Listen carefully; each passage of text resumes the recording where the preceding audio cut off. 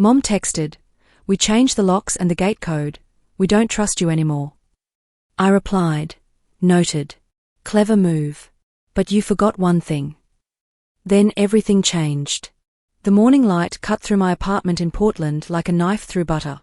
I was Beatrice Monroe, 31 years old, sitting at my kitchen counter with a cup of coffee I'd barely touched when my phone lit up at 8:14 a.m. The notification banner read like a company memo. Clean, professional, completely devoid of warmth. My mother's words stared back at me. "We changed all the locks and the gate code. We no longer trust you." I set the phone down slowly and just stared at it. The kind of stare where time feels suspended, where you're waiting for the universe to correct what you just read.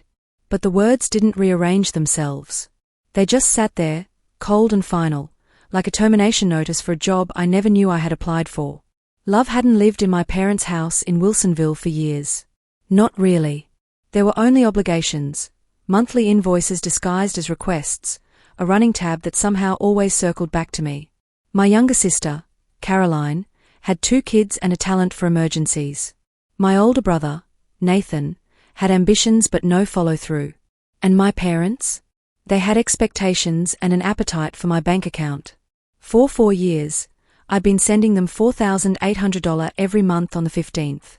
4 years.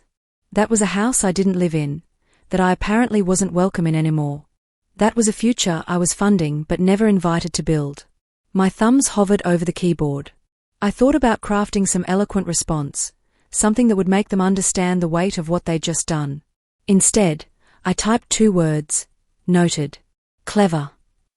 But I didn't hit send. Not yet. Because I wasn't going to react. Not this time. I opened my banking app with a steadiness that surprised me. I scrolled down to the automatic payment section, the sacred monthly transfer that had become as routine as brushing my teeth. With 2 taps, I cancelled it. The confirmation popped up instantly. Cancelled. One small word. One massive shift. The silence that followed wasn't peaceful. It was empty, like the air after an ambulance siren shuts off and you realize just how loud the world had been. My refrigerator hummed. Outside, someone's dog barked at nothing.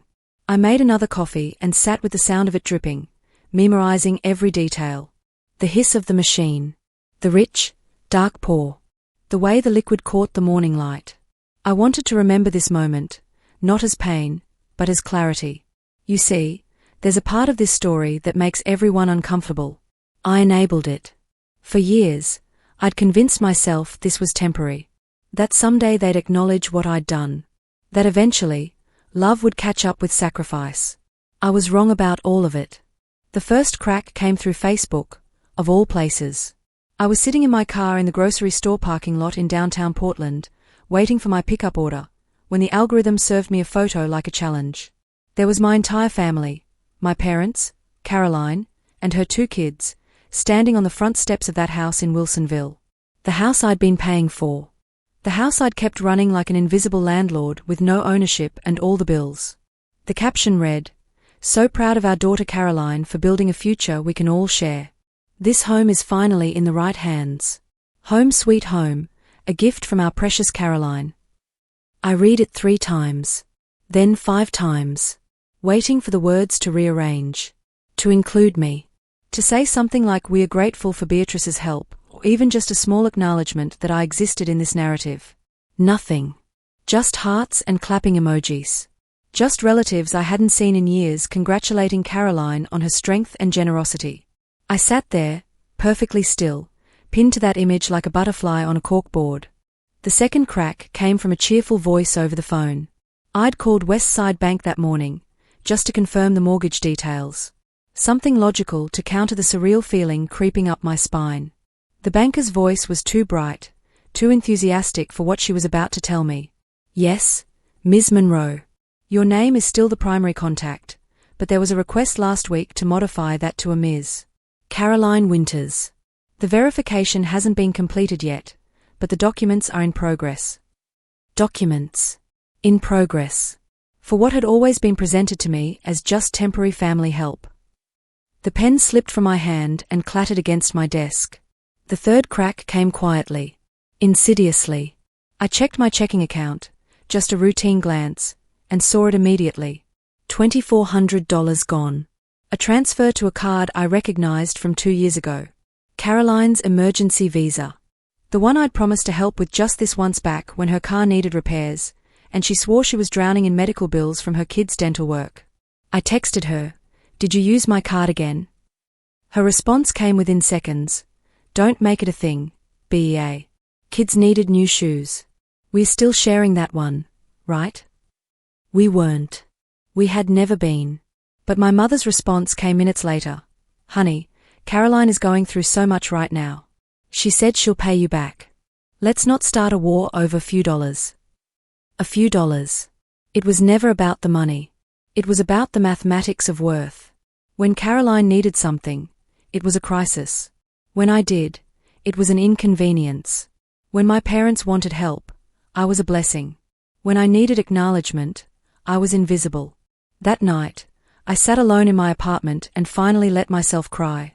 The group chat had been renamed Family Circle sometime in the middle of the night. Such soft branding for something so vicious.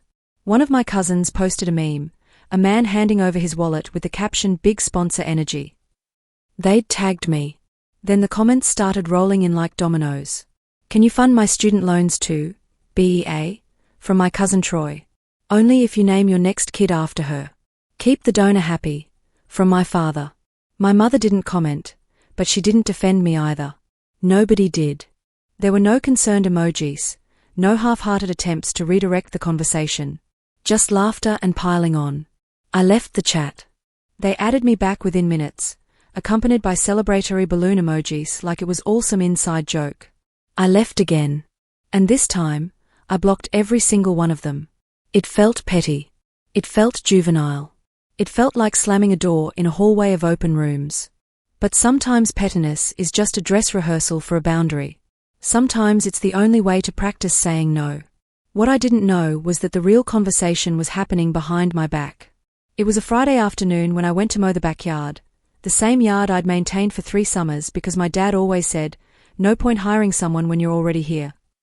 The air was thick and humid, heavy with the kind of resentment that seeps into everything.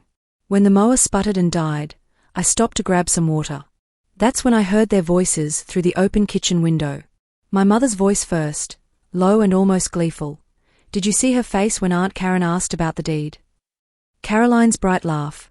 She just stood there smiling like some polite guest. Like she didn't even realize what was happening. My mother again, her tone shifting to something colder, something certain. "It's almost done. Once the paperwork clears, there's nothing she can say." She put her name on the mortgage. Her problem now. Caroline, honestly, it's better this way. She's always been distant. A guest with a wallet. And then came the sentence that would live in my chest like a piece of glass for months to come. My mother's voice, calm and final. "She's not family anymore. She's just a sponsor." The water bottle slipped from my hand and hit the grass with a dull thud. I didn't cry. I didn't shout. I just stood there breathing through it, learning to stay underwater in the depths of that realization. They had made their choice. Now it was time for me to make mine. That night, I sat at my kitchen table and opened a spreadsheet. Not a budget, a reckoning. I scrolled through 4 years of bank transfers and started typing. Line by line. Every single one. Mortgage payments. Property insurance. Utilities.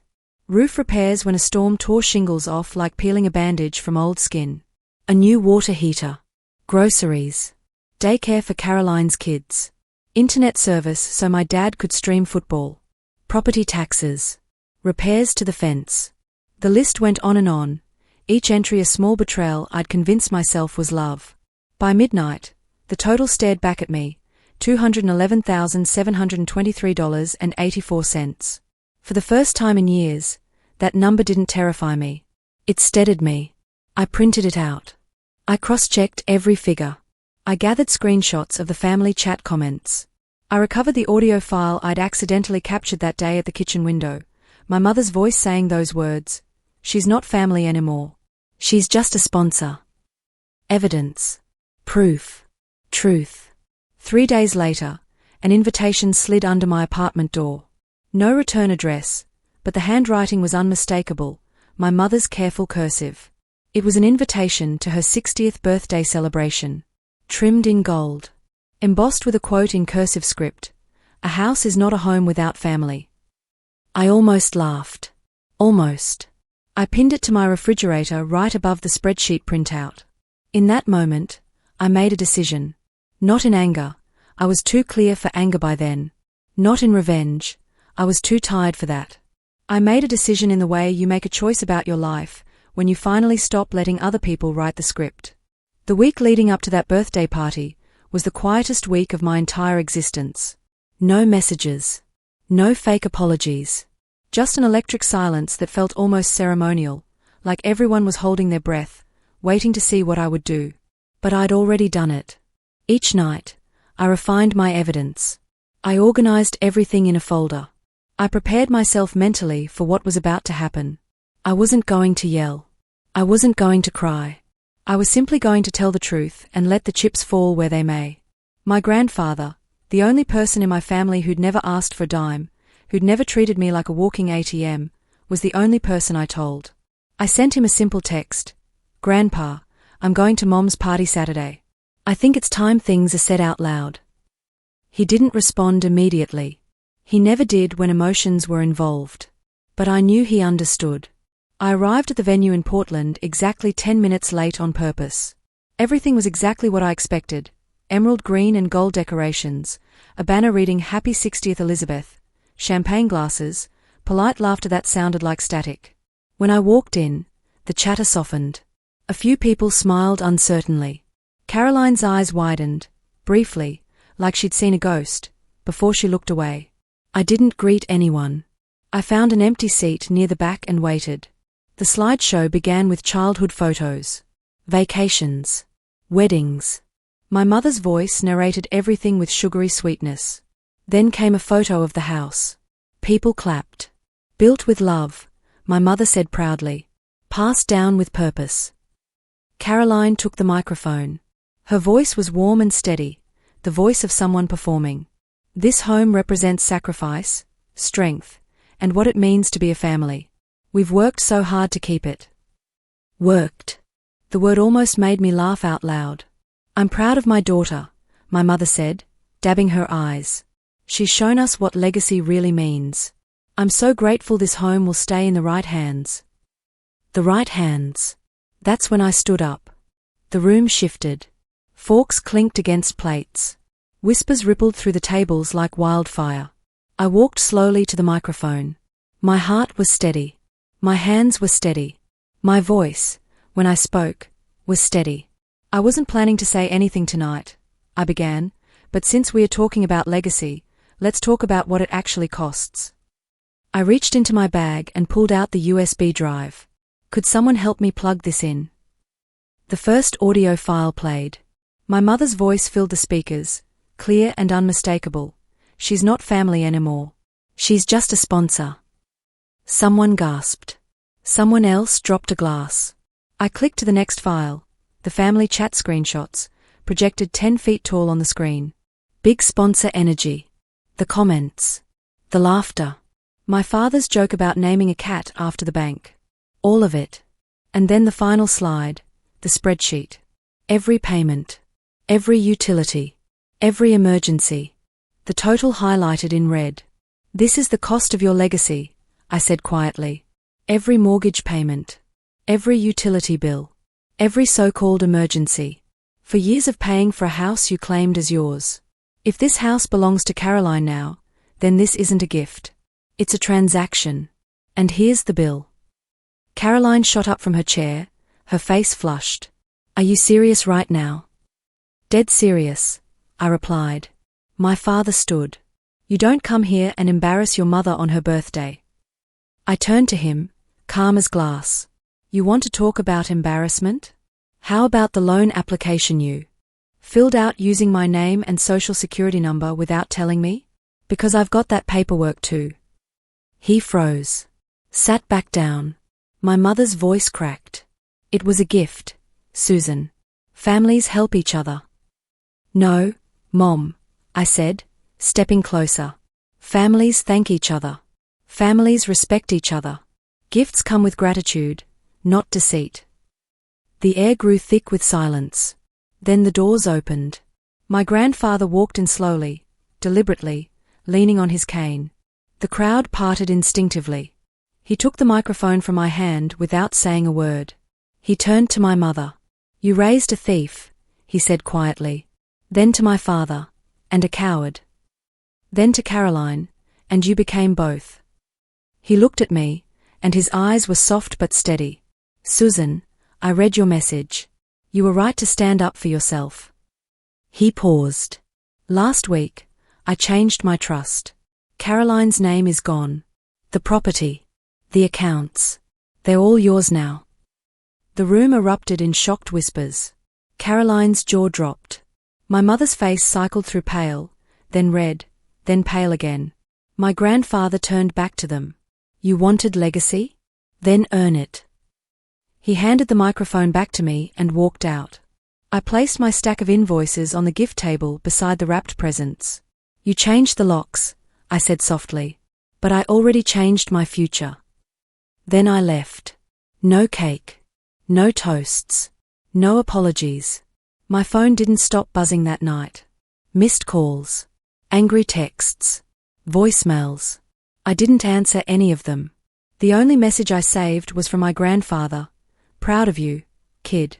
You did what needed to be done." I played it once before bed. Then I deleted everything else. For the first time in my life, I slept without guilt. The next morning, before I'd even opened my eyes, new messages were flooding in. "My mother, you humiliated me in front of everyone. Do you feel proud?" "My father, you're ungrateful. You won't hear from us ever again." "Caroline, I can't believe you did that. You ruined Mom's night." And then a different tone. An unknown number. Subject line, "Private and confidential. Settlement proposal." They moved fast. I'll give them that. The email was from a law office offering to resolve the misunderstanding amicably. Translation: hush money. They wanted non-disclosure agreements. They wanted me to disappear quietly. I replied with one line: "Full repayment within 72 hours or I go public." Then I closed the laptop and went for a walk. The air outside was cool and fresh. The city didn't care about the chaos unfolding in my inbox. I walked past a small park where Mother was helping her toddler climb the slide. The child stumbled, laughed, tried again. Something about that ordinary persistence softened me for a moment. On the second day, my father called. I almost didn't answer, but curiosity won. "Are you happy now?" he snapped. "Your mother's been crying non-stop." "Maybe she should have thought about that before calling me a sponsor," I said. "You think this is about money? You embarrassed your family." "You embarrassed yourselves," I said quietly. I just turned on the microphone. Long silence. "You were always different," he said finally. "Always cold. Never knew how to be part of this family." "That's because I was busy keeping it from collapsing," I replied. "And for what? So you could write me out of every story?" He hung up. No goodbye. Just a deadline. That night, my grandfather called. His voice was calm, almost amused. "They're fuming," he said. "I didn't want it to get this messy," I admitted. He chuckled. "Truth always looks messy when it finally steps into the light. Don't flinch, Susan. You earned your peace." He paused. "Do you know what your grandmother used to say? Silence is a form of consent. You just stopped consenting." That line stayed with me long after we hung up. On the third day, exactly 72 hours, my phone chimed at 10:17 a.m. incoming wire transfer, $211,723.84. Full repayment. No sender name. Just a private account and the numbers that meant I was finally free. They didn't call. They didn't apologize. That was perfect. Because I didn't want closure from their mouths. I wanted it in writing. In digits. In proof. I sent one final email back to their lawyer. Transaction received. No further contact necessary. Then I deleted the thread. For the first time in years, I spent a weekend doing absolutely nothing for anyone else. No errands. No budgeting. No calls. I cleaned my apartment. I rearranged my bookshelves. I bought a cheap bouquet of daisies from the farmer's market just because I could. I lit a candle, ocean calm, and watched the light dance across my walls. Late that night, I opened my journal and wrote something I'd never dared to before. Peace isn't given. It's reclaimed. 2 days later, I posted about it online. Not the private details, just the truth dressed in simplicity. A photo of my now empty family chat with the caption, "Closure isn't always forgiveness. Sometimes it's the price of silence, obedience, and funding someone else's fantasy." I didn't expect it to go viral. But it did. Thousands of comments flooded in within hours. People thanking me. People confessing their own family betrayals. Therapists sharing it with their patients. One comment made me smile. She didn't lose her family. She lost her debt collectors. Exactly. Weeks later, my father's final message arrived. No longer angry, just bitter. "You think money makes you right? You'll regret this someday when you're alone." I read it once, then deleted it. Because I wasn't alone. I had peace. And peace doesn't demand explanations. These days, when people ask why I'm not close with my family, I keep it simple. I stopped mistaking access for love. I don't wait for calls that never come. I don't check for their names in my inbox. I don't need to prove I'm a good daughter by being a willing victim. They changed the locks. I changed my life. Freedom didn't come cheap. It cost exactly $211,723.84. But it bought me something priceless. Silence that doesn't ache. Mornings without guilt. And a future that finally feels like mine. If they were standing in front of me today, I wouldn't yell. I wouldn't cry. I'd just smile and say nothing. Because silence, when it's chosen, is final. I don't forgive them yet. Maybe I never will. But I've learned that forgiveness isn't a door you open for them. It's one you open for yourself when you're ready to walk through alone. And I'm already halfway across the threshold. The morning light cuts through my apartment in Portland the way it always does. Clean. Clear. Mine. I make my coffee. I don't check my phone. I step onto the balcony and watch the city wake up. Ordinary people living ordinary lives. No invoices. No gate codes. Just the sound of freedom, which turns out to sound a lot like peace. And peace, I finally learned, sounds like home.